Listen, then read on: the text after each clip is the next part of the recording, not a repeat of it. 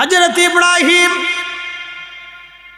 আলাইহিস সালাতু ওয়াস সালামের কাছে জিবরিল আমিন আসলেন।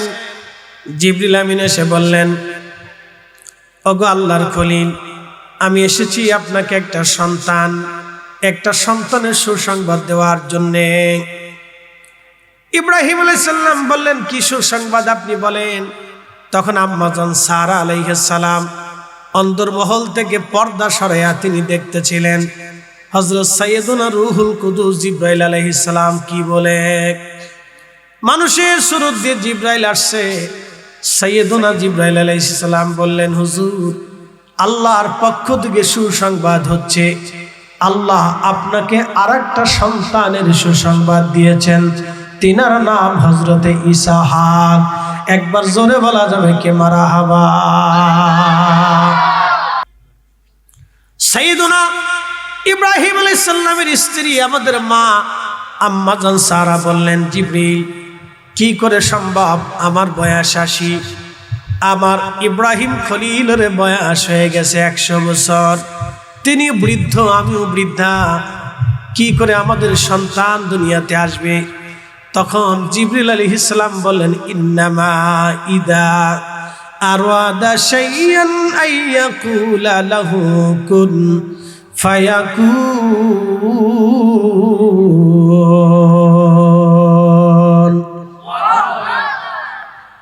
জিবরিল আলাইহিস সালাম বললেন, প্রভু যখন কোনো কিছু সৃষ্টি করার ইচ্ছা করেন তখন শুধু বলেন কুন, হয়ে যাও, ফায়াকুন, সাথে সাথে হয়ে যাবে। শুধু বলবেন কুন, হয়ে যাও, ফায়াকুন, সাথে সাথে হয়ে যাবে, ১ সেকেন্ডও দেরি হবে না। ৮০ বছর বয়সে আম্মাজান সারা গর্ভবতী হলেন। হযরতে ইব্রাহিম খলিলুল্লাহ ১০০ বছর বয়সে বাবা হতে চলেছেন। সন্তানের নাম সাইয়্যিদুনা হযরত ইসহাক আলাইহিস সালাম। হযরত ইসহাকের বেটার নাম হযরত ইয়াকুব আলাইহিস সালাতু ওয়াস সালাম। হযরত ইয়াকুবের বেটার নাম হযরত ইউসুফ আলাইহিস সালাতু ওয়াস সালাম। চাঁদপুরবাসী হযরত ইয়াকুব আলাইহিস সালাতু ওয়াস সালামের বংশে আল্লাহ রাব্বুল আলামিন ৭০,০০০ নবী পাঠাইলেন বনি ইসরাইলে। একজন না, দুইজন না, ৭০,০০০ নবী আল্লাহ বনি ইসরাইলে পাঠিয়েছেন। এক আর দুইজন না, তাদের হেদায়েতের জন্য আল্লাহ ৭০,০০০ নবী পাঠিয়েছেন। এটা এমন একটা জাতি যাদের হেদায়েতের জন্য ৭০,০০০ নবী আল্লাহ পাঠিয়েছেন। আশ্চর্য হবেন, এই ৭০,০০০ নবী বাইতুল আকসাকে কেন্দ্র করে এসেছে। ৭০,০০০ নবী বনি ইসরাইলে বাইতুল আকসাকে কেন্দ্র করে ৭০,০০০ নবী আসলো। এই ৭০,০০০ নবী বাইতুল আকসায় নামাজ পড়ল। সর্বশেষে আমাদের নবীজি সব নবীদের ইমামতিতে মেরাজের রজনীতে, এই যে মেরাজ, রজব মাস এসে গেছে, রজব, এই পবিত্র রজবের ২৬ তারিখ দিন দেয় রাত্রিবেলা পবিত্র মেরাজ,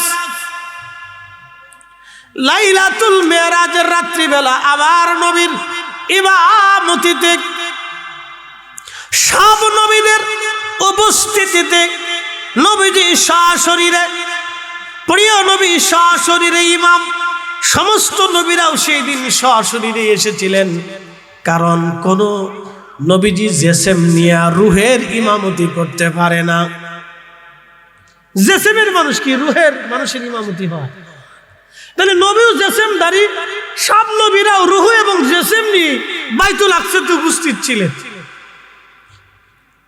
সব নবীরা উপস্থিত, সব নবীদের উপস্থিতিতে আমার নবীজি বাইতুল আকসাতে নামাজ পড়াইলেন। নামাজ ২ রাকাত নামাজ পড়াইলেন।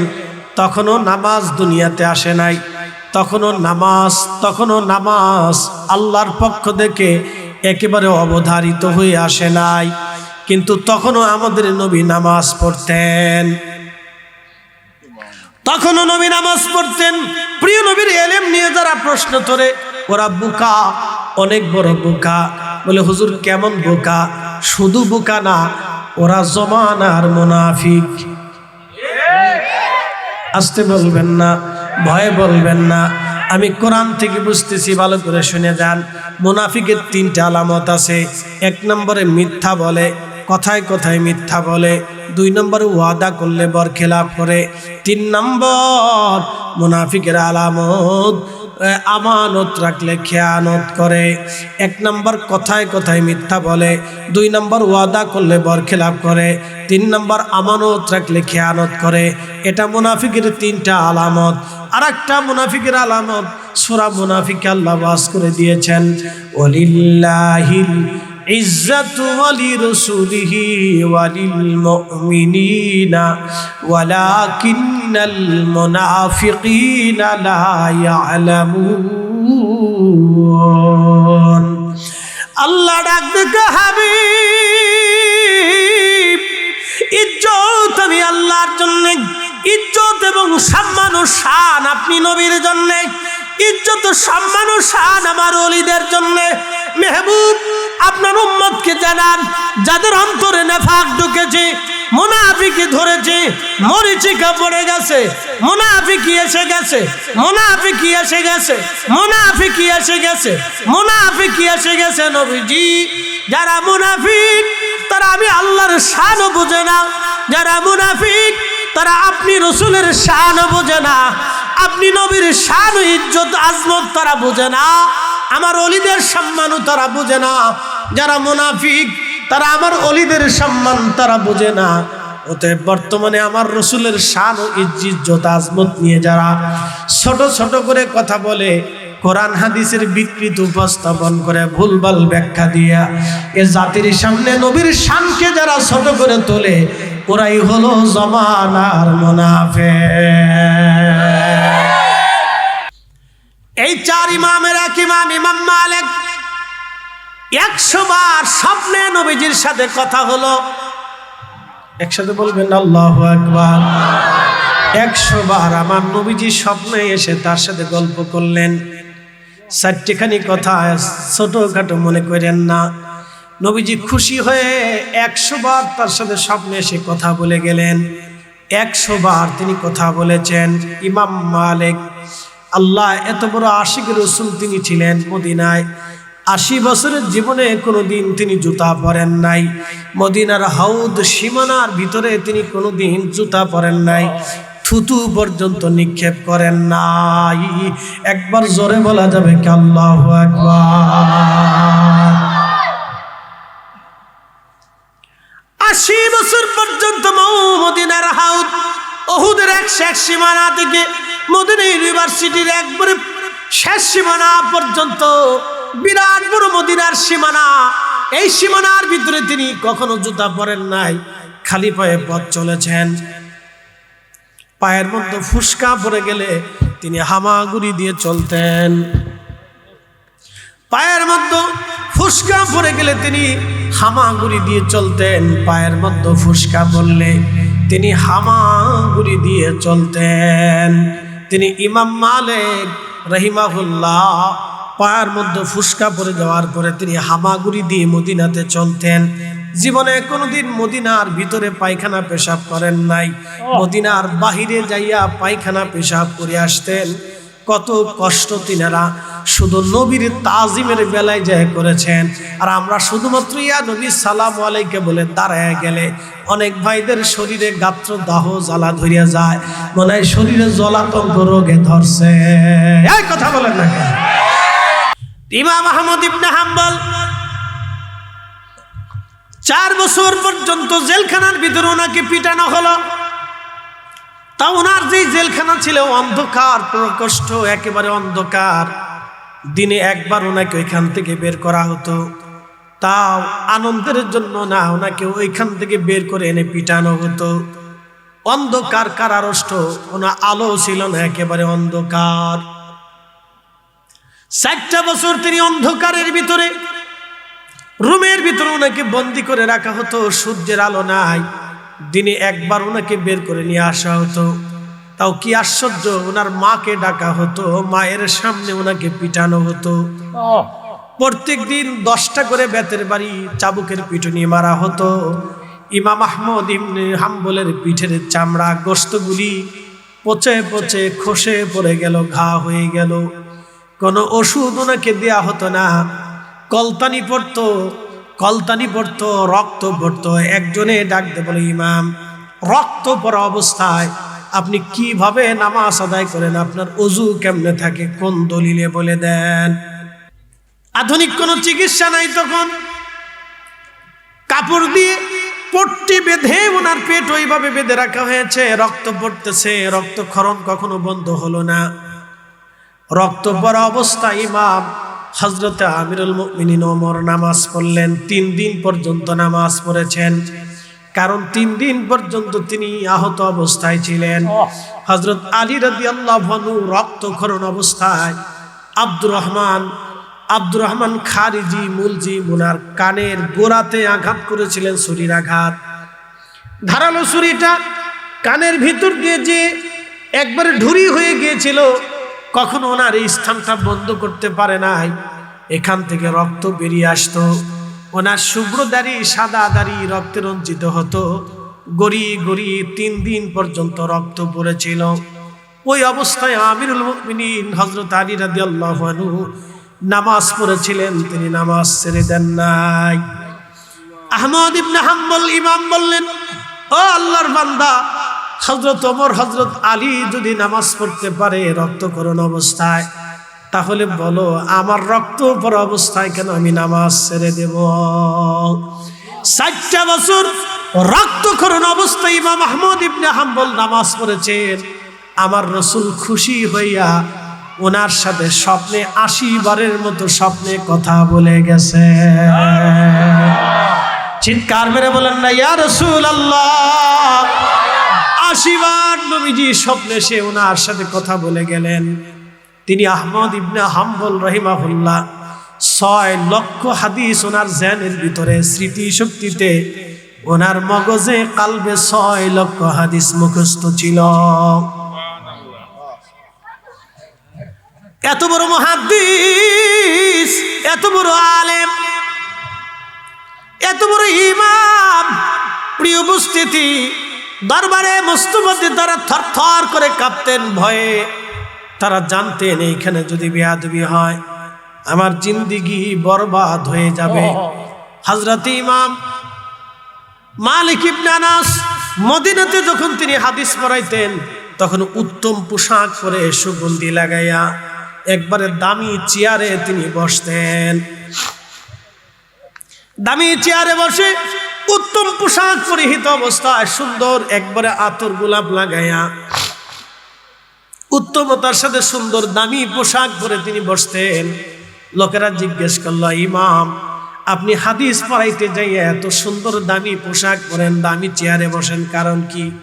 বাকি সময় তো আপনি নরমাল হালতে থাকেন, কিন্তু হাদিস পড়াইতে যাইয়া এত সুন্দর পোশাক, এমন দামি চেয়ারে আপনি কেন বসেন? তখন ইমাম মালিক ইবনে আনাস জবাব দিলেন, বলো তো আমি হাদিস পড়াই কার? বলে আল্লাহ রসুলের। বলো তো রসুল কম দামি না বেশি দামি? বলে আমার নবীর ইজ্জতের তো কোনো সীমানা নাই। যার ইজ্জতের সীমানা নাই তার জবান নিশ্চিত হাদিস আমি পড়াবো, তাহলে সেই হাদিস পড়ানোর সময় আমি কেন উত্তম দামি এবং সুন্দর সর্বশ্রেষ্ঠ পোশাক পরবো না? একসাথে বলেন আল্লাহু আকবার। আল্লাহ আমাদেরকে তার প্রেমের জন্য তৈরি করেছেন।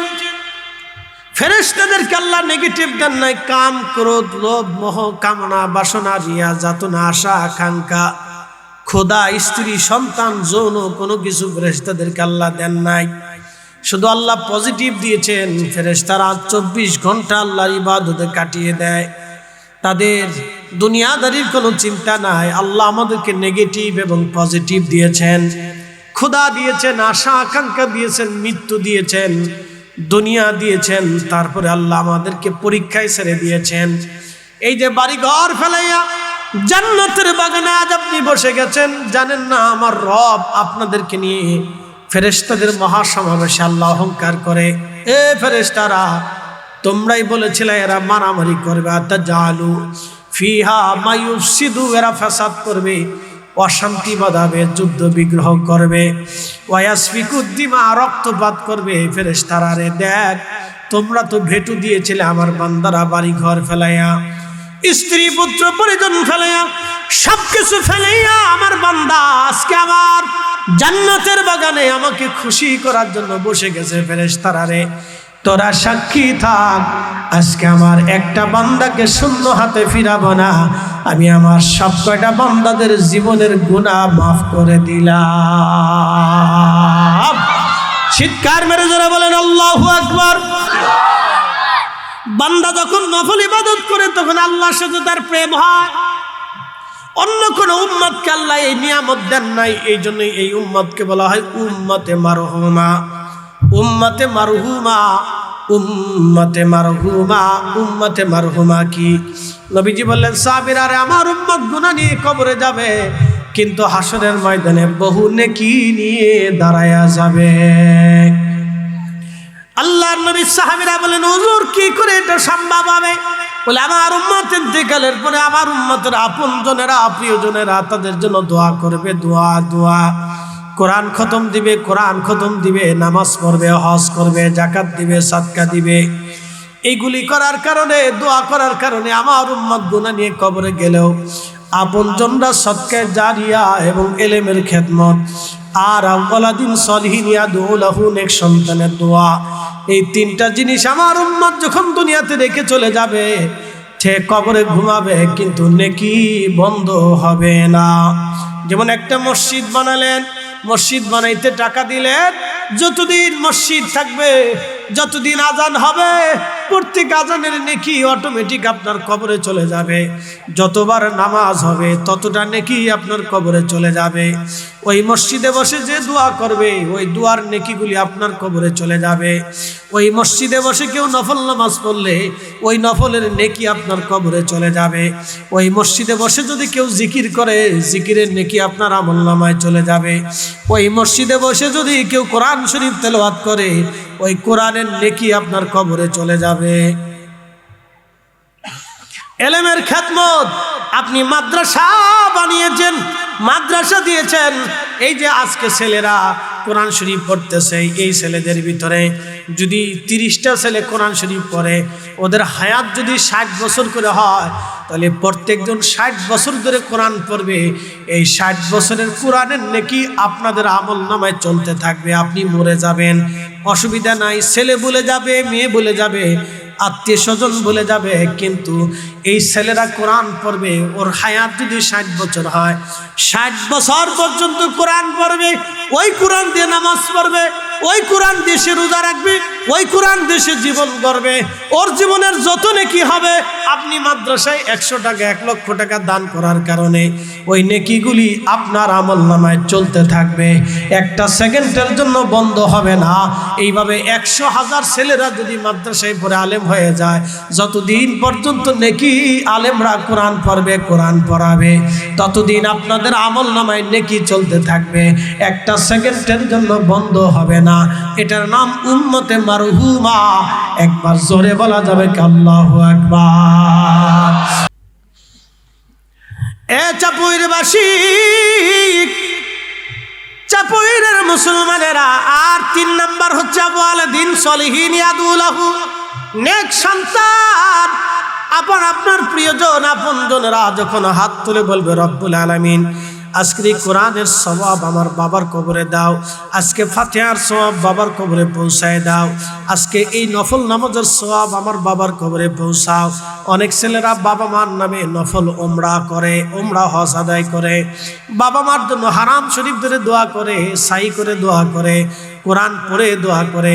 আগে আমাদের দেশের নারীরা কোরআন শরীফ খতম দেওয়ার প্রতিযোগিতা করত, এখনকার নারীরা কোরআন শরীফ ভুলে গেছে, ঠিক কিনা?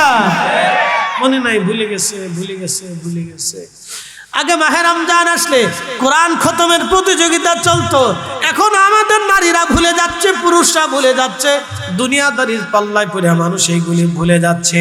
ওয়ালাদিন সলিহিন ইয়াদউ লাহু, নেক সন্তানের দোয়া। এই দোয়া যতদিন পর্যন্ত সন্তান দোয়া করতে থাকবে, ততদিন পর্যন্ত দোয়া কবরে চলতে থাকবে, চলতে থাকবে, চলতে থাকবে। আপনি কবরে ঘুমাবেন কিন্তু নেকি বন্ধ হবে না, আপনি কবরে চলে যাবেন কিন্তু নেকি বন্ধ হবে না। শুধু বিশুদ্ধ নিয়তের অভাব,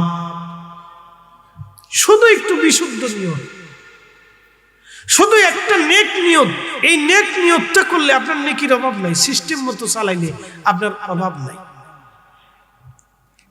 সূত্রের ভিতরে পড়ে গেলে আপনার নেকির অভাব নাই। এই জন্য আল্লাহ রসুল বলেন আমার উম্মত মারহুমা, ওটা নাজাত প্রাপ্ত হবে। বলে কেমনে? বলে গোনা নিয়ে কবরে গেলেও হাসরের ময়দান উঠে দেখবে বহুত পরিমাণের নেকি। জিজ্ঞেস করো রাব্বি আমি তুই এত নেকি করি নেই আল্লাহ। আল্লাহ ডাক দেবে বান্দা তুমি করো নাই, কিন্তু সদকায়ে জারিয়া, ইলমের খেদমত আর ওয়ালাদিন সলিহিন ইয়াদুলাহু, নেক সন্তান রেখে আসছিলা, ওই দোয়াগুলি নেকিগুলি আস্তে আস্তে আস্তে আস্তে পরিমাণ মতো হইয়া আমি আল্লাহর দয়া করিয়া তোমার নেকিরে বহুগুণে বাড়াইয়া বহুত পরিমাণ বাড়াইয়া আজকে তোমার জান্নাত দিয়ে দিলাম। একসাথে বলবেন আল্লাহু আকবার।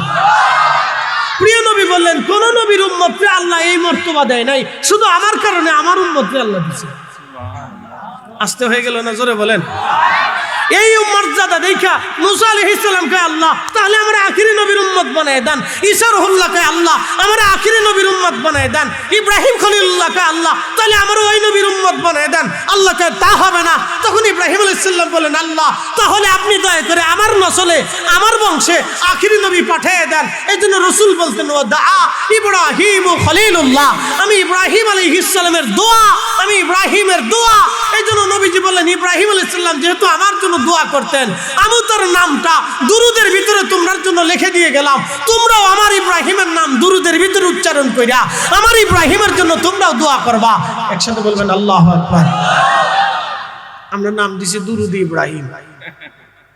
যদি আল্লাহ রাসূল না লিখে দিয়ে যেতেন, পৃথিবীর কোন আলেমের বাপের কলিজায় সাহস ছিল না ওইখানে কোন নবীর নাম বসাই দেয়।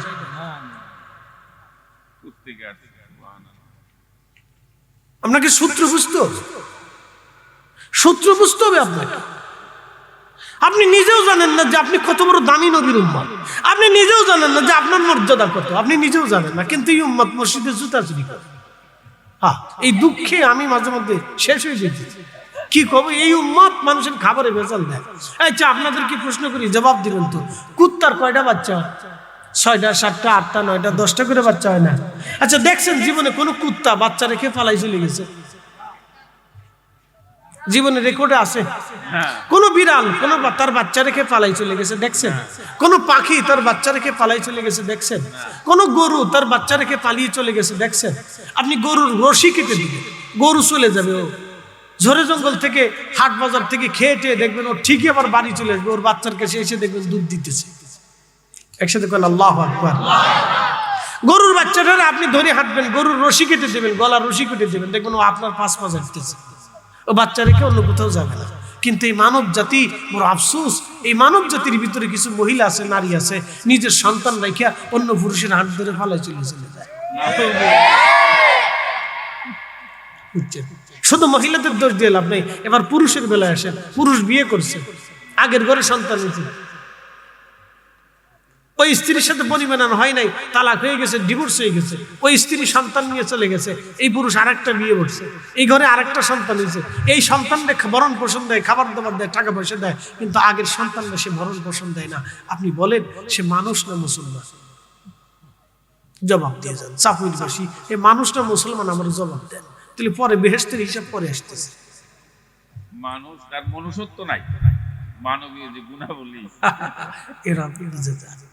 এরকম লাখে লাখে মুসলমান আমাদের বাংলাদেশে 5 লক্ষ শিশু হয়েছে, পথ শিশু, বাবার কাছ থেকে চলে আসছে, না হয় মা অন্য কোথাও বিয়ে বসেছে, সন্তানের জায়গা হয় না, দাদির কাছে ছিল, দাদি মরে গেছে, বা বিশ্বস্ত হয়ে গেছে, অসুস্থ হয়ে গেছে, মামা খাইতে দেয় না, চাচা খাইতে দেয় না, চলে আসছে। এরকম লক্ষ লক্ষ শিশুরা পথহীন হয়ে গেছে, পথ শিশু হয়ে গেছে। ওদের দায়িত্ব কে নিবে? ওদের দায়িত্ব নেওয়ার কথা ছিল রাষ্ট্রের, কিন্তু এমন এক রাষ্ট্রের ভিতরে পড়ছি এ মানুষ মরে গেলেও দেখতে আসে না যে মরে গেছে না কেমন কি তা হচ্ছে, বলে লাভ নেই। ভঙ্গুর পরিস্থিতির ভিতরে কবে শেষ হবে আমরা জানি না। ভাই আমার, উন্নত বিশ্বের দিকে যায় দেখেন, একটা ভিখারি আপনি ভিক্ষা করার লোক খুঁজে পাবেন না। উপস্থিতি আপনাকে বুঝতে হবে। এই জন্য আমাদেরকে মুসলমান হতে হবে।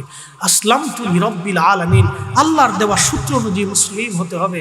এমনকি আপনাকে সেই মুসলমান হতে হবে যেই আদলে সাহাবায়ে কেরাম মুসলমান হয়েছিলেন। আমাদেরকে সেই চরিত্র আমাদের রঙে রঙিন হতে হবে। কথা বলেন ঠিক না বেটে? আল্লাহ তৌফিক দিক, সকলে বলেন আমিন। তাহলে এখন বলেন মাদ্রাসায় কি উপস্থিতি ভালো করে শুনেন, তাহলে মুনাফিকের আলামত কথায় কথায় মিথ্যা বলে, আমানত রাখলে খেয়ানত করে, ওয়াদা করলে বরখিলাপ করে। আর একটা হলো রাসূলের ইজ্জত, শান, আজমত, ওলিদের সম্মানকে যারা খাটো এবং ছোট ছোট করে বলে এবং যারা বিশ্বাস করে, তার ভিতরে এক দল আছে আমাদের দেশে, ওরা বুকে হাত বেঁধে নামাজ পড়ে, 8 টাকার তারাবি পড়বে, দেখবেন বাংলাদেশে আছে। ওরা বলে রাসূলের আব্বা আম্মা কাফের। আসতে হলো কেন? জোরে বলেন। এবার মুসলমান চিনে যান, কিন্তু বিরাট বড় শাইখ, শাইখুল কুররা, উররা, সুররা, কত কিছু যে কবে, বাপরে বাপ, মনে হয় যে একবার বেহেশত থেকে আইছি। তার সুরত দেখলে ভাববেন যে কত বড় বুজুর্গ। তার জুব্বা যদি দেখেন আপনি, শক শক শক শক করে জুব্বা, বাপরে বাপ, চিক চিক করে জুব্বা, মাথার উপর একটা রুমাল দিয়ে ঘন্টার মতো বউ হয়ে বসে থাকে। চিন্তা করি এটা আবার কোত্থেকে আসছে, বুঝতে পারছেন? খুব শক শক শক শক করে। আল্লাহ রাসূলের আব্বা আম্মারে যারা কাফির মনে করে, তারা আপনারা যে মুসলমান মনে করে, এই তো বেশি। হা হাই হাই হাই। আচ্ছা আপনারা বলেন তো, রাসূল কারীমের আব্বা আম্মারে কাফের জাহান্নামী মনে করে কেউ যদি জান্নাত তালাশ করে, তার মতো বুকা পৃথিবীতে আর কেউ আছে? তাহলে বুঝে গেল সে দ্বীনের মুনাফিক। কথা ঠিক আছে কিনা? রাসূলের ইজ্জতে হাত দিছে, ও দ্বীনের মুনাফিক। আমার ভাষাই না, যদি বলেন আল্লাহর কোরআন মানে, তাহলে কোরআনের ভাষায় সে দ্বীনের মুনাফিক। কথা ঠিক আছে কিনা? আমাদের কারো বক্তব্য না, আল্লাহর কোরআনের ভাষা। আল্লাহ শাকালার ইবাত, এমন এক ভাষা, পৃথিবী ভেঙে যাবে, সাগর শুকিয়ে যাবে, আসমান ভেঙে যাবে, পৃথিবী পুরো একবারে নিঃশেষ হয়ে যাবে, তো লা তাবদীলা কালিমাতিল্লাহ, আল্লাহর কোরআনের কোনো পরিবর্তন আর হবে সম্ভবই না। কোরআনের পরিবর্তন হবে না, আইনের পরিবর্তন হবে না। আল্লাহ যেটা লিখে দিছি তো দিছি, শেষ। বলছে তো বলছি, শেষ। এই জন্য শানের রিসালাতকে আপনারা ভিন্ন চোখে দেখতে হবে। শানের রিসালাতটাকে আপনাদের ভিন্ন চোখে, ভিন্ন আইনে, ভিন্ন পদ্ধতিতে, একেবারে নিজের ইমানের কলিজার ভিতর থেকে ভিন্নভাবে আলাদা সম্মান করতে হবে আপনাকে। আল্লাহ রাসূল কারীমের পবিত্র চুল মুবারক, আল্লাহু আকবার, একসাথে বলবেন আল্লাহু আকবার। শুধু চুল মুবারক না। আচ্ছা বলেন তো, মদিনাতুল মুনাওয়ারা, কথা বুঝেন, মদিনাতুল মুনাওয়ারা, শুধু রাসূল কারীম এই মদিনাতে থাকার কারণে, এই মদিনার মানুষ তাকে আশ্রয় দেওয়ার কারণে, এই মদিনাতে তিনি বিশ্রাম নেওয়ার কারণে নবীজি নিজে মদিনাকে হারাম ঘোষণা দিয়ে গেছেন। আল্লাহর মক্কাও হারাম, মদিনাও হারাম। এই জন্য হারাম আইন, শরীফ আইন, দুই হারাম। নবীজি নিজে হারাম ঘোষণা দিয়ে গেছেন। মক্কাতেও কেউ মাছি মারতে পারবে না, মদিনাতেও কেউ মাছি মারতে পারবে না। মক্কাতেও কাউরে আপনি থাপুর দিতে পারবেন না, মদিনাতেও দিতে পারবেন না। মক্কাতেও আপনি একটা গাছ কাটতে পারবেন না, মদিনাতেও একটা গাছ কাটতে পারবেন না। মক্কাতেও আপনি একটা পশু হত্যা করতে পারবেন না, মদিনাতেও আপনি পারবেন না। মক্কাতেও কোনো নারীর দিকে আপনি বাঁকা নজরে তাকাইতে পারবেন না, মদিনাতেও আপনি কোনো নারীর দিকে বাঁকা নজরে তাকাইতে পারবেন না। এই জন্য হজে দেখবেন হাজার হাজার হাজি মুসলমান, বুড়া জুয়ান একসাথে তাওয়াফ করতেছে, মহিলা পুরুষ একসাথে ধাক্কাধাক্কি করতেছে, কেউ কারোর দিক তাকানোর সময় নেই, কোনো শরীরের অনুভূতিও পর্যন্ত নাই।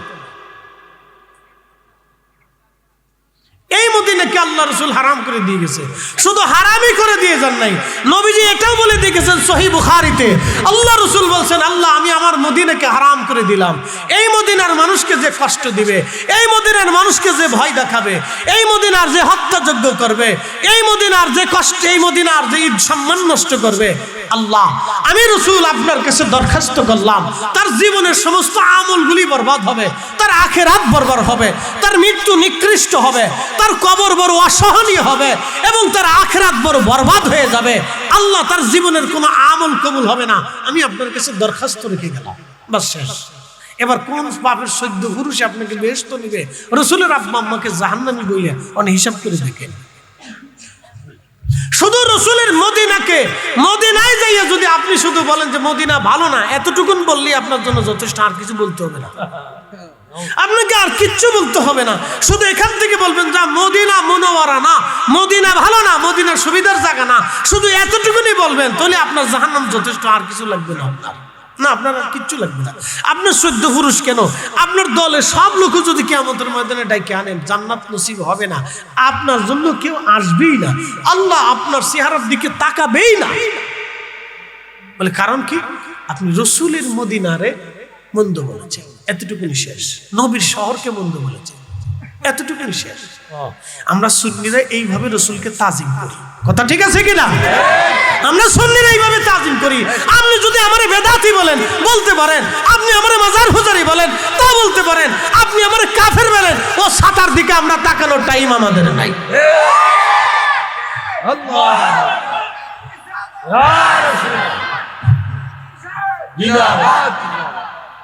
হিসাব একবারে বরাবর, একবারে হিসাব সহজ। হিসাব কঠিন না, হিসাব সহজ। আল্লাহ রসুলের মদিনা, আপনি বুঝতে পারতেছেন সেখানে আল্লাহ রসুল ঘুমিয়েছেন। এই জন্য মদিনার ইমাম ইমাম মালিক রাহিমাহুল্লাহ কত বড় আলেম ছিলেন, এটা আপনাদের এই ফয়েজে সাহেব এখানে উপস্থিত আছে। ওনারা হাদিস পড়ান, ওনারা ছাত্রদেরকে পড়ান, ওনারা ওনাদেরকে চিনবেন। আলেম ছাড়া ইমাম মালিকরে কেউ চিনবে না, আলেম ছাড়া ইমাম মালিকরে কেউ চিনবে না। পৃথিবীর 4 আলেমের এক আলেম, হিসাব সহজ। দুনিয়ার 4 আলেমের এক বছর, দুনিয়ার 4 আলেমের এক আলেম। এই 4 জনের একজনকে যদি আপনি প্রশ্নবিদ্ধ করেন, তাহলে এলেম প্রশ্নবিদ্ধ হবে, দুনিয়ার মুসলমান প্রশ্নবিদ্ধ হবে। তার 4 আলেমের এক আলেম, একজন ইমামুল আজম আবু হানিফা, ইমাম মালিক ইবনে আনাস, হযরত ইমাম আহমদ ইবনে হাম্বল, ইমাম আবু ইদ্রিস আশ-শাফিঈ। কি আশ্চর্য! এই 4 ইমামের নাম মসজিদে নববীর ভিতরে আল্লাহ প্রথমে লেখছে আল্লাহ, এরপরে রসুল, এরপরে আহলে বাইত রসুল, এরপরে আশারে মুবাশশারা, এরপরে খুলাফায়ে রাশেদা।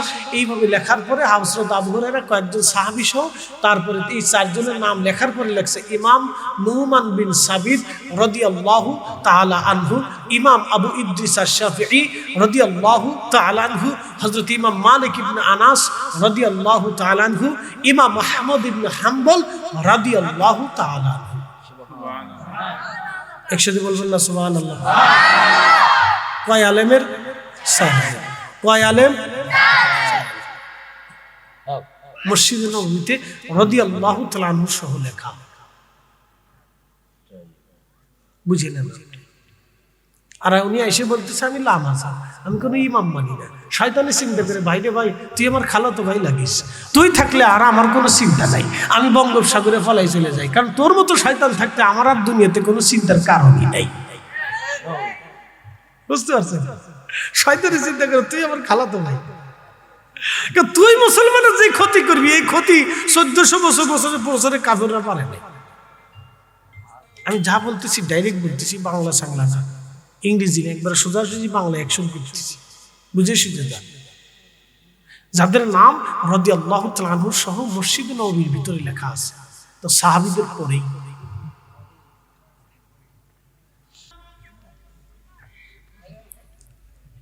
ভালো করে বুঝে যাবেন। আরবে উপস্থিত হলেন সুলতান মাহমুদ গজনবী। সুলতান মাহমুদ গজনবী উনি ছিলেন বর্তমান আফগানিস্তানের কাবুল। কাবুলের একটা গজনি গেট আছে, এই গজনি সাম্রাজ্যের প্রধান ছিলেন সুলতান মাহমুদ গজনবী রাহিমাহুল্লাহ। তিনি আরবে গেলেন, হজ করতে গেলেন। হজ শেষ করে তিনি মদিনায় গেলেন। মদিনায় যাওয়ার পরে সুলতান মাহমুদ গজনবী রাহমাতুল্লাহ আলাইহি মদিনা শরীফ যাওয়ার পরে ওনার শরীরের দামি পোশাক উনি খুলে ফেললেন। দামি পোশাক খুলে পরে উনি সালার চটের পোশাক বানাইলেন। এই মুসল্লিরা আমার দিকে তাকান। উনি দামি পোশাক, বাদশাহী পোশাক খুলে ফেললেন। খুলে ফেলে সাধারণ পোশাক, দেখেন দর্শন কি, এক একজনের দর্শন এক এক রকম। দেখেন ভালো করে বুঝেন। ইমাম মালিকের দর্শন, মদিনাতে নবী ঘুমিয়ে আছে, আমি কি করে এখানে জুতা পরবো? আমি কি করে এখানে জুতা পরবো? যেই রসুল শ্রেষ্ঠ দামি, তার হাদিস আমি পড়াবো, তো নর্মাল হালতে কেমনে পড়াবো? এই জন্য দামি পোশাকই বসি। দর্শন বুঝেন, এখন বুঝেন। ইমাম মালিক রাহিমাহুল্লাহ সুলতান মাহমুদ গজনবী ওই সালার শট পরিয়ে পানির মশক কাঁধে করে নিয়ে ঘুরে ঘুরে হাজিদেরকে পানি পান করাচ্ছে। মারহাবা বলবেন না? না, আর একটু জোরে বলেন, আরো জোরে। একসাথে বলেন আল্লাহু আকবার। আরো জোরে বলেন। আচ্ছা বলেন তো, দুজাহানের বাদশার কাছে দুনিয়ার কোন বাদশার দাম আছে? না। একসাথে বলেন না। জোরে বলেন। আমাদের বাইতুল মুকাররমের ইমাম সাহেবের কোনো মূল্য আছে? দরবারে মুস্তাফার মূল্যের ক্ষেত্রে ওনার কোনো দাম আছে? আমাদের কোনো দাম আছে? মিশর আল আজহার বিশ্ববিদ্যালয়ের ভাইস চ্যান্সেলরের কোনো দাম আছে? পৃথিবীর কোনো মুহাদ্দিস, কোনো ওলি, কোনো গাউস কুতুব রসুলের দরবারে, নবীর দরবারে মঞ্জুরিয়ত না আসলে কোনো দাম আছে? কোনো দাম নেই। ভালো করে বুঝি যে কথা বলছিলাম। সুলতান মাহমুদ গজনবী রহমতুল্লাহ আলাইহি পানি পান করাচ্ছে, তো ওনারে ছদ্মবেশে ঘুরতেছে, কেউ চিনে না। একজন দেখে চিনে ফেলছে, ডাক দিয়ে বলতেছে, আপনি কি সুলতান মাহমুদ গজনবী না? গজনীর সুলতান না? বলে হ্যাঁ। তো শাহী পোশাক বাদ দিয়ে আপনি কেন ভিখারির পোশাক পরে হাজিদেরকে পানি পান করাচ্ছেন সুলতান? তো সুলতানের মাইন্ডেড দেখেন, দর্শন দেখেন। সুলতান বলতেছে, ও আল্লাহর বান্দা, তুমি জানো আমি কার দরবারে আসছি? উনি হলো দুজাহানের সুলতান, আর আমি হচ্ছি গজনীর সুলতান। দুজাহানের সুলতানের কাছে গজনীর সুলতানের কোনো মূল্য নাই। আমি এই দরবারের গোলাম। একসাথে বলবেন আল্লাহু আকবার। গোলাম হইয়া গোলামির পোশাক পরিয়েছি। জোরে জোরে জোরে জোরে জোরে। আচ্ছা বলেন, ওনার দর্শনে উনি ঠিক আছে কিনা? নাই। জোরে বলেন, উনি ঠিক আছে কিনা? ইমাম মালিক রহমতুল্লাহের দর্শন, আমি রসুলের হাদিস পড়াচ্ছি, নবী মহাসম্মানিত, তার হাদিস যেহেতু পড়াচ্ছি, তাহলে ওই উত্তম বেশভূষণে উত্তম পোশাক পরিয়ে আমি হাদিস পড়াবো। আমি এখানে সাধারণ পোশাক পরতে পারি না, এখানে রসুলের ইজ্জত জড়ানো। তাহলে বলেন, ওনার দর্শনে উনি ঠিক আছে কিনা? নাই। ঠিক আছে। আমি যে ইয়া নবী সালাম আলাইকা বলে দাঁড়াই, আমি তো শুধুই উদ্দেশ্য থেকে আমি রসুলকে তাজিমের জন্য দাঁড়াই। আমি আমার দর্শনে ঠিক আছি, আপনার নিয়ত আপনি ঠিক করেন। কথা ঠিক আছে কিনা? আমি আমার নিয়তে ঠিক আছি, আপনি আপনার নিয়ত ঠিক করেন। আপনি বেদাত কি আর চিনলেন না? বহুত চিনলেইছেন, ওটা চিনলেইয়া জাতির উপকার হইছে না। আমি আমার দর্শনে আমি ঠিক আছি, আপনার দর্শন আপনি ঠিক করেন। আপনাদেরকে বুঝাই না, নিয়তের উপরে অনেক কিছু বেসিস করে। নিয়ত ঠিক থাকলে সব ঠিক।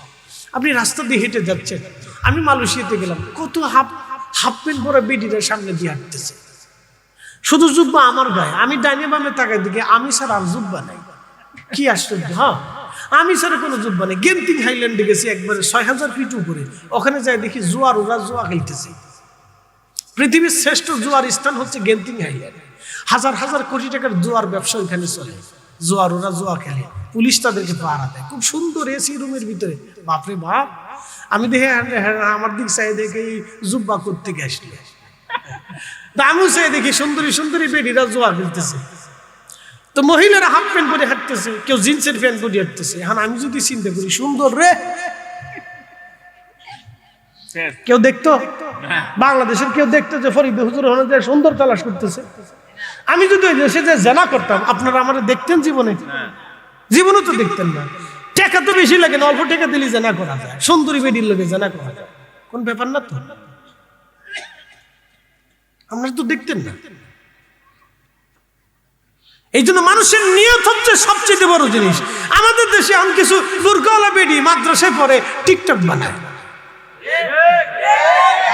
হ্যাঁ, আজকে বলতে জোরে বলেন, মাদ্রাসায় পড়ে সেরি টিকটক বানাচ্ছে বুরকা বলে। শয়তানের চিন্তা করে আমার খালায় থাকতে আমার আর টেনশন নেই, আমি যাই। আচ্ছা বলেন, বুরকার ইজ্জত আছে? কথা কর নাকি, বুরকার ইজ্জত আসেনি? শেষ না। যে মানুষের নিয়তের উপরে আমল নির্ভর করে, মানুষের অন্তরের নিয়তের উপরে, বিশুদ্ধ নিয়তের উপরে তার আমল নির্ভর করে। মনে রাখবেন, নিয়ত যদি ঠিক না থাকে, তাহলে আপনি অহুত পরিমাণ দান করলেও 1 টাকা দানের সওয়াব হবে না। এই যে সামনে নির্বাচন আসতেছে না, নির্বাচনের সময় দেখবেন এই মসজিদে টাকা দিবে, ওই বুড়ারে ধরে জড়ায় ধরে সময় দেখবেন, চাচা তুমি আমার বাপের মতো লাগে, 5000 টাকা ধরে দেখবেন যে আপনি খাওয়া দাওয়া করেন, যা মন চায় খায়েন, আর কিছু লাগলে আমার কাছে চাই।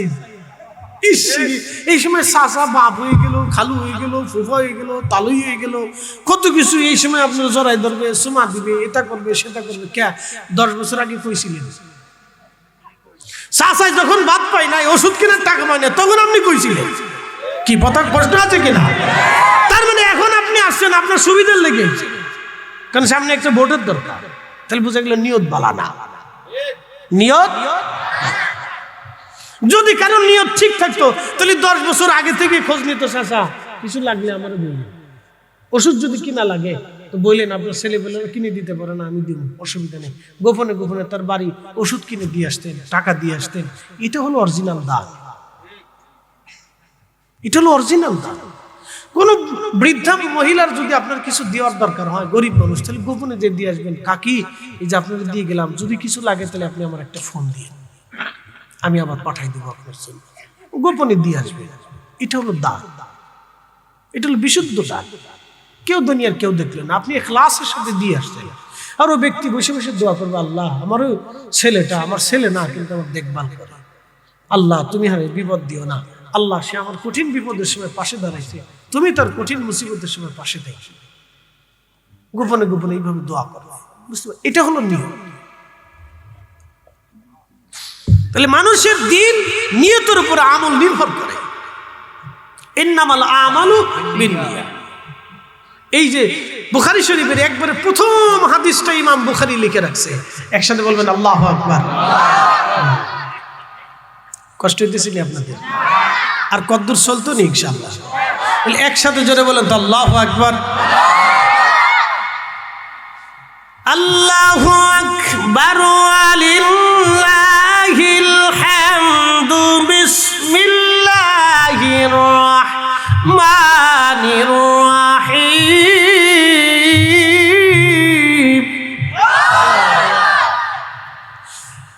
আল্লাযী খালাকাকা ফাসাওয়াকা ফাআদালাক ফি আই সূরাতিন মা শাআ রাক্কাবাক। আল্লাহ ডাক দিলেন, আল্লাযী খালাকাকা, যিনি তোমাকে সৃষ্টি করেছেন, ফাসাওয়াকা, সুবিন্যস্ত করেছেন, ফাআদালাক, সুঠাম করেছেন, শক্তি দিয়েছেন, সামর্থ্য দিয়েছেন, স্ত্রী দিয়েছেন, সন্তান দিয়েছেন, দুনিয়া দিয়েছেন। আল্লাহ পৃথিবীটাকে উপযোগী করেছেন, যে সময় যাহা যাহা প্রয়োজন আল্লাহ তাহাই দিয়েছেন। বান্দারে, ও বান্দা, তুমি কি করে আমি আল্লাহ থেকে জুদা হয়ে গেলা বলো? কেন তুমি আমি আল্লাহ থেকে জুদা হইছ বলো? কেন তুমি আমি আল্লাহ থেকে জুদা হইছ বলো? বান্দারে, কেন তুমি আল্লাহ থেকে জুদা হয়েছ? আল্লাহ বানাইলেন কত জাতি,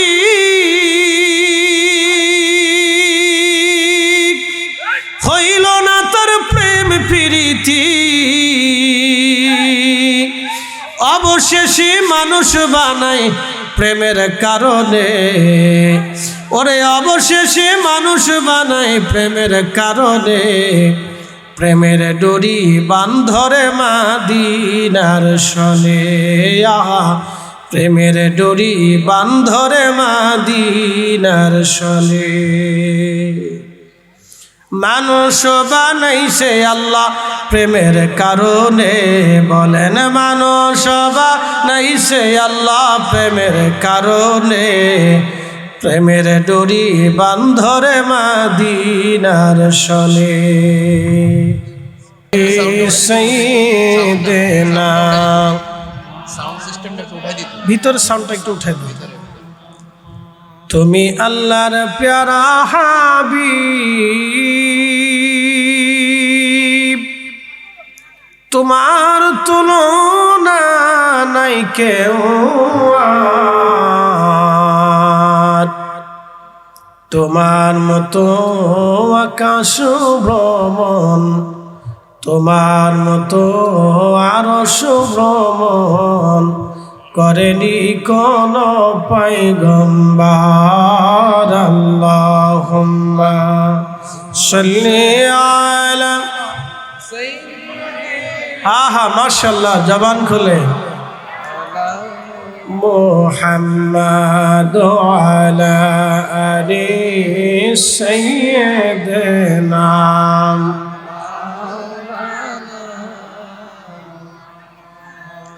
উড়ে যাও রে মাহফিলের হাওয়া যাও রে উড়ে মদিনায় আমাদের দুরুদ পৌঁছে দিও আমাদের সালাম পৌঁছে দিও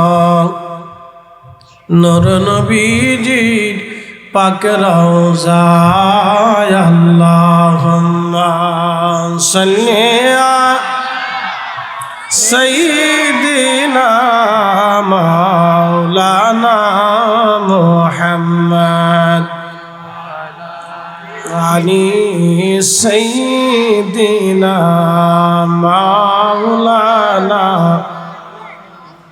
লা ইলাহা ইল্লাল্লাহ লা ইলাহা ও লা ইলাহা ও লা ইলাহা হাসবি রাব্বি জাল্লাল্লাহ মা ফি কলবি গায়রুল আহা নূর মুহাম্মদ বলি নূর মুহাম্মদ পড়ি লা ইলাহা ইল্লাল্লাহ লা ইলাহা ও লা ইলাহা লা ইলাহা ইল্লাল্লাহ মুহাম্মাদুর রাসূলুল্লাহ সাল্লাল্লাহু আলাইহি ওয়াসাল্লাম।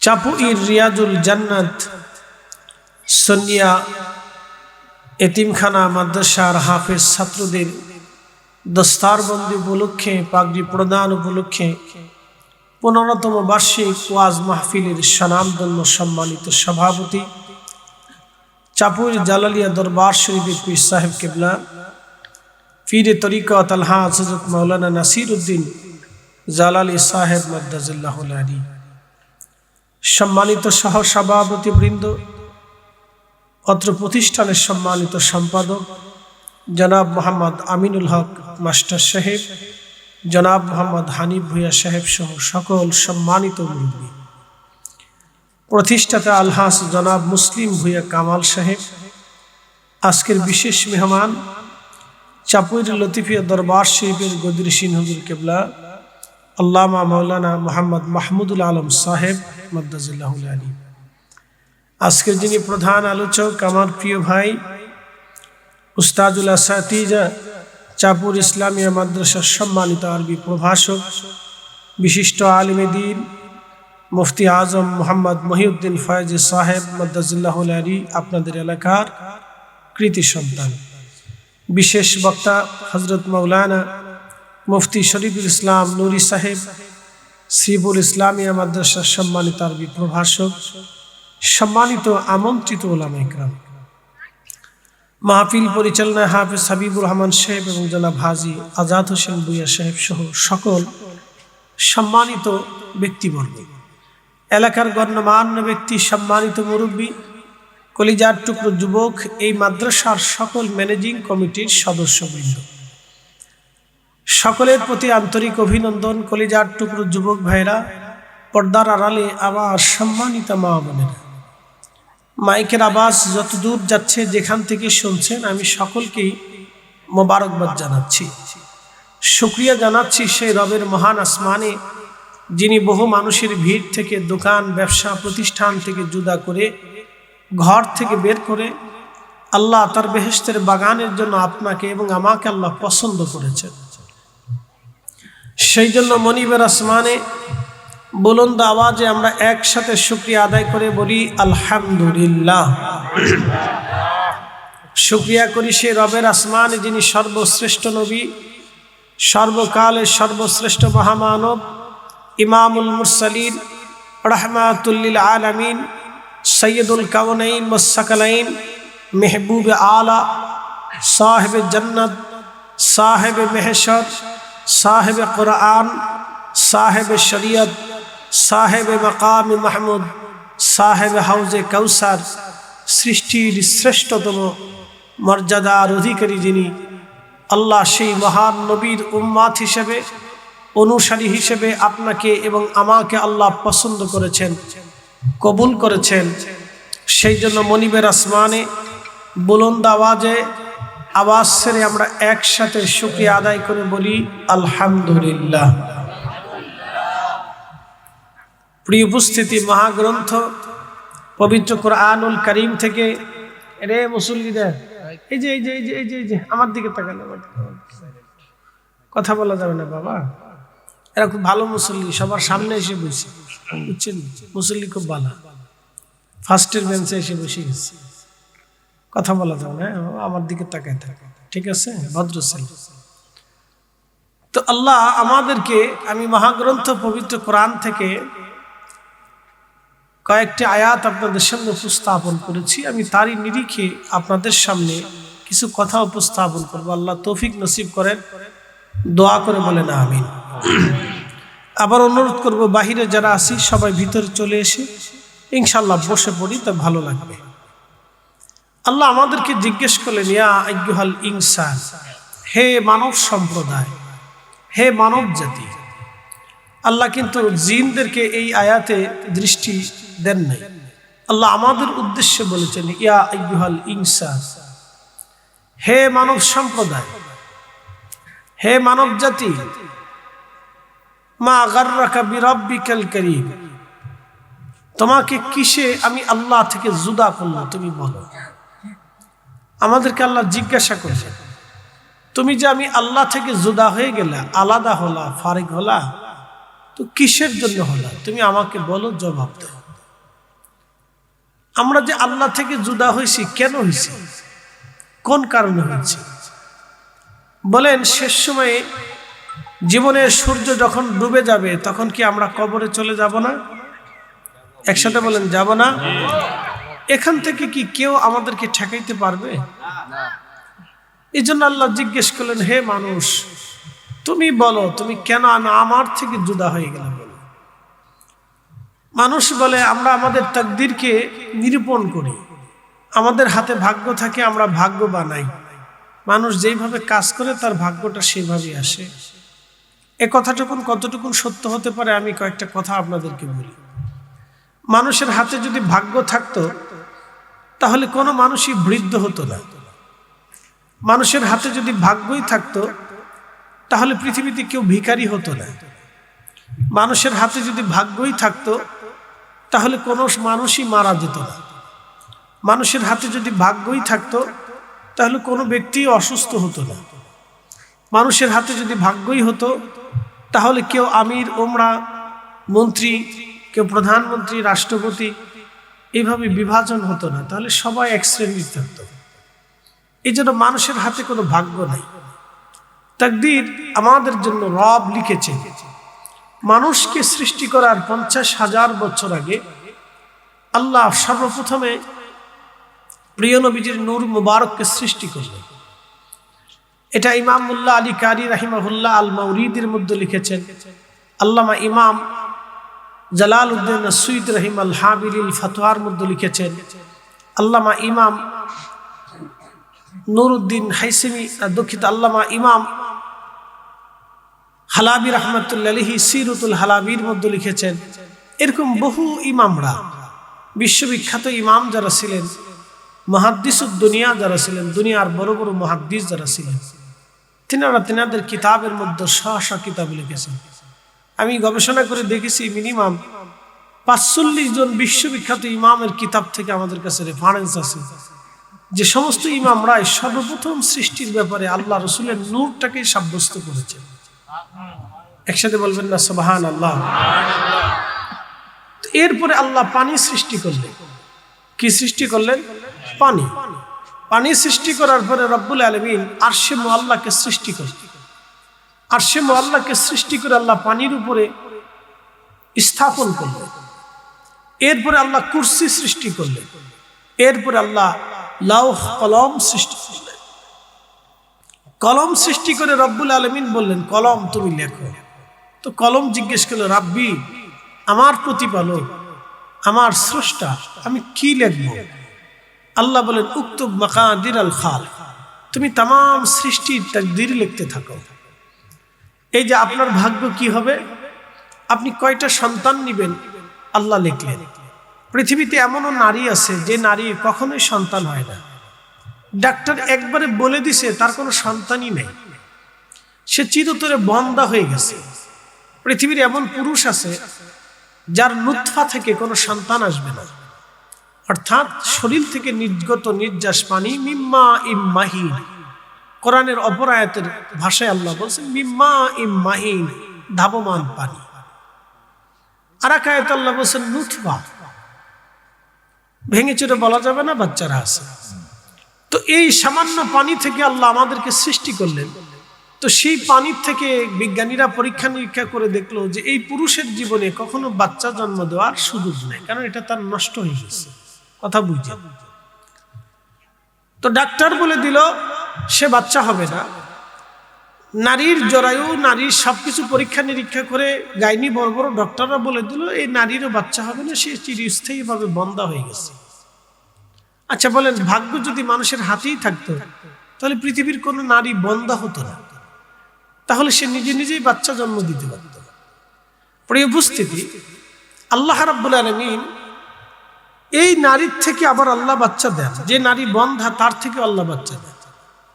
সাইয়েদুনা ইব্রাহিম আলাইহিস সালাতু ওয়াস সালামের বয়স 100 বছর, আম্মা জান সারা আলাইহিস সালাতু ওয়াস সালামের বয়স 80 বছর।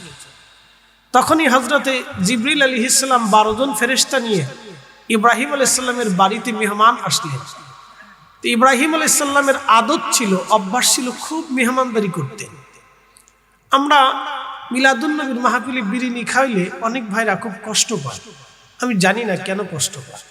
তারা কি দিন বুঝে না, না দিন মানে না, না দিনের ভিতরে অতিরিক্ত অতিরঞ্চিত করে, আমি তাও বুঝি না।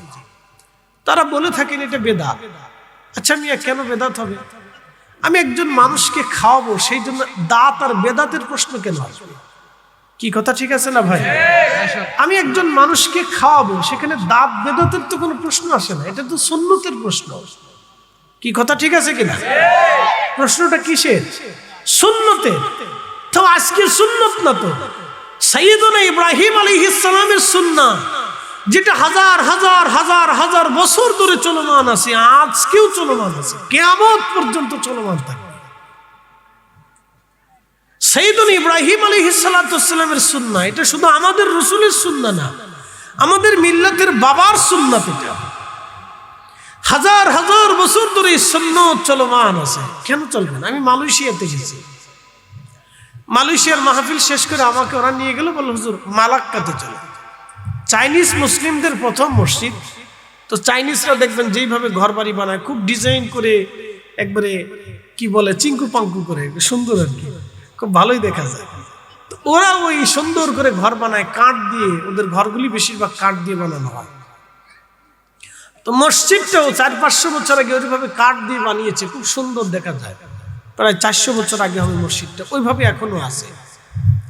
মসজিদের সামনে বিরাট বড় একটা ঢোল আছে, ঢোল দফ আছে। ঢোল না, এটা হলো দফ, এক পাশে খোলা, এটা চুঙের মতো বিরাট বড়, এক পাশে খোলা আর এক পাশে দফ। এত বড় একটা দুর্মুজ আছে, ওটা দিয়ে ওরা বাড়ি দেয়, ধুম ধুম করে আওয়াজ। এই আওয়াজটা ধরেন 5, 7, 10 কিলোমিটার দূর পর্যন্ত চলে যায়। বলে এটা কেন রাখছে? মসজিদের সামনে তাদের ঐতিহ্য এখনো রাখছে। বলে কেন রাখছে? মাগরিবের আজান দিলে আজানের আগে ওরা ওটা পিটাইতো। বলে কেন পিটাইতো? তখন তার আজানের আওয়াজ এত দূরে যাইতো না। তখন দেখা যায় দূরবর্তী কিছু মুসলমান থাকতো, যারা বিভিন্ন স্থানে, সাগরে, পাহাড়ে, পর্বতে, ঝড়ে জঙ্গলে বিভিন্ন জায়গায় তারা কাজ বাজে থাকতো, তারা আজানের সময়টা বুঝতে পারতো না। তো সেই জন্য ওইখান থেকে তারা বাড়ি দিত, যাতে অনেক বড় আওয়াজে দূর থেকে শোনা যায় যে এখন ইফতারির সময় হয়েছে, এখন সেহরির সময় শেষ। এটা তারা ওই দব দিয়ে পিটাইয়া তারা এখনো সেটা, এখনো সেই মালাক্কাতে এখনো আছে। বাংলাদেশে যদি এরকম থাকতো, তাহলে আমাদের দেশের কিছু তৌহিদি জন যেটা আগুন দিয়ে পুরাই দিয়ে বলতে এটা না জায়েজ বিদআত। বুঝতে পারছেন কি কথা খারাপ কইছি ভাই? কি আশ্চর্য না? তা আমরা তো ইতিহাসও বুঝি না, ঐতিহ্য বুঝি না, মাসালা অনেক সময় বুঝতে চেষ্টা করি না, সবকিছু খালি ধর্মের ভিতরে নিয়ে চলে আসি।